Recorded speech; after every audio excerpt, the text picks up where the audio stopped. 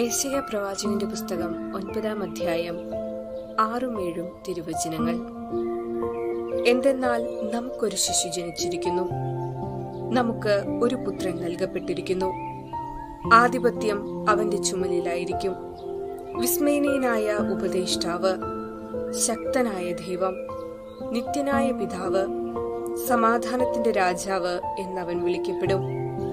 ദാവീദിന്റെ സിംഹാസനത്തിലും അവന്റെ രാജ്യത്തിലും അവന്റെ ആധിപത്യം നിസ്സീമമാണ്. അവന്റെ സമാധാനം അനന്തവും. നീതിയിലും ധർമ്മത്തിലും എന്നേക്കും അത് സ്ഥാപിച്ച് പരിപാലിക്കാൻ തന്നെ. സൈന്യങ്ങളുടെ കർത്താവിന്റെ തീക്ഷ്ണത ഇത് നിറവേറ്റും. ഓർമ്മിക്കുക, ക്രിസ്തുവിന്റെ ജീവിതശൈലികൾക്ക് ഒരു വ്യത്യസ്തതയുണ്ടായിരുന്നു.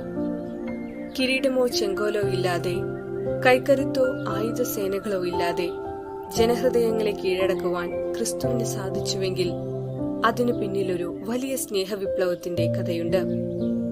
ജനിക്കുന്നതിന് വർഷങ്ങൾക്ക് മുൻപേ ജാതകം എഴുതപ്പെട്ട ഏക ഭരണാധികാരി ക്രിസ്തു മാത്രമാണ്. യെശയ്യാ പ്രവാചകൻ 7 നൂറ്റാണ്ടുകൾക്ക് മുൻപ് തന്റെ പ്രവചനങ്ങളിൽ ക്രിസ്തുവിനെ വ്യക്തമാക്കുകയും ചെയ്തിട്ടുണ്ട്. നമുക്കൊരു ശിശു ജനിച്ചിരിക്കുന്നു, നമുക്കൊരു പുത്രൻ നൽകപ്പെട്ടിരിക്കുന്നു, ആധിപത്യം അവന്റെ ചുമലിലായിരിക്കും. ക്രിസ്തുവിന്റെ ജനനത്തിന് മാസങ്ങൾക്ക് മുൻപേ മാതാവിനുണ്ടായ ദർശനവും അതിലേക്ക് നയിക്കുന്നതാണ്.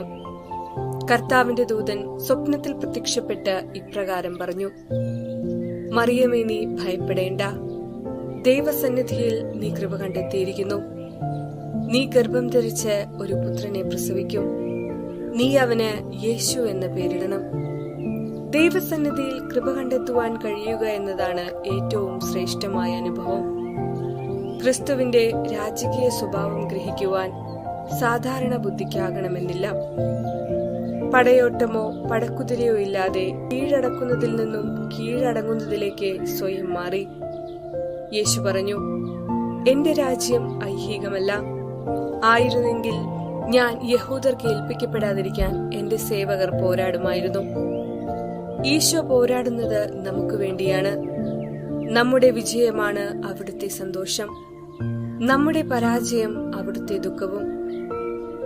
ഒരിക്കൽ വന്ന വാർത്ത ഇപ്രകാരമായിരുന്നു: ഈശോ ഒരു പ്രോജക്റ്റ് വർക്കിലാണ്. പ്രോജക്റ്റിന്റെ പേര് നിന്റെ ജീവിതം, പ്രോജക്റ്റിന്റെ ലക്ഷ്യം നിന്റെ വിജയം. പ്രോജക്റ്റ് ഗൈഡ് പരിശുദ്ധാത്മാവ്. ഗവേഷകന്റെ പ്രത്യേകതയായി പറയുക വിജയിക്കുമെന്ന ശുഭാപ്തി വിശ്വാസവും അതീവ ക്ഷമാശീലനും ഒരിക്കലും പാതി വഴിയിൽ ഉപേക്ഷിക്കാത്തവനും എന്നതാണ്.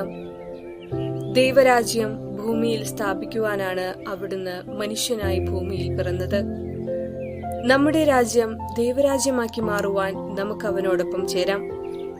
അവൻ ആഗ്രഹിക്കും വിധം പ്രവർത്തിക്കുവാൻ നമുക്കവനെ രാജാവും നേതാവുമായി സ്വീകരിച്ചുകൊണ്ട് മുന്നേറാം.